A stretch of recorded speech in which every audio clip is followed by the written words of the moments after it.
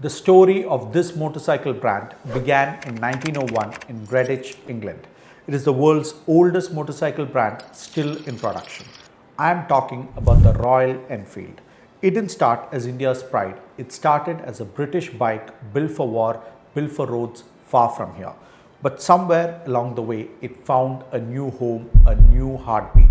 Its second life started in 1955 when Enfield partnered with Madras Motors to supply Bullet 350 to the Indian Army.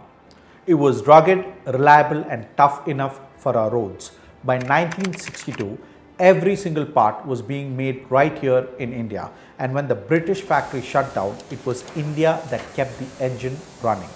Royal Enfield became more than just a motorcycle, it became a symbol of resilience. The decades that followed were in kind. The market shifted. India wanted scooters, not heavy bikes. Factories slowed down, dealerships shut, and the Bullet became a relic of the past. By the late 90s, the company was on the brink, but a few loyalists refused to let go. Mechanics who still tuned it by ear, riders who swore by its thump, they didn't care if it broke down. They fixed it, rode it, and passed it on. In the early 2000s, Eicher Motors stepped in, and under the leadership of Siddhartha Lal, Royal Enfield found its fire again. Instead of chasing trends, they doubled down on their DNA, that thump, that simplicity, that vintage charm. They built world-class plants in Chennai. They didn't try to be another global brand.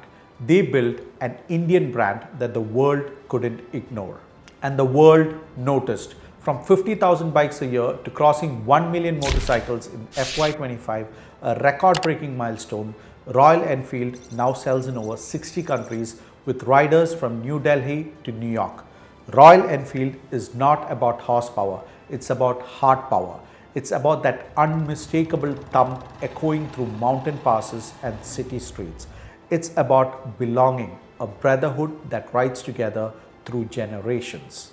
From British roots to Indian soul, Royal Enfield is more than a brand. It's proof that heritage and innovation can ride side by side. It's a story of a company that refused to die and a country that refused to let it. In 2025, it stands not just as India's pride, but as a global symbol of endurance, design, and identity. Royal Enfield, made like a gun, goes like a bullet. For more raw, real, and unfiltered startup content, follow Founders Desk by AZ.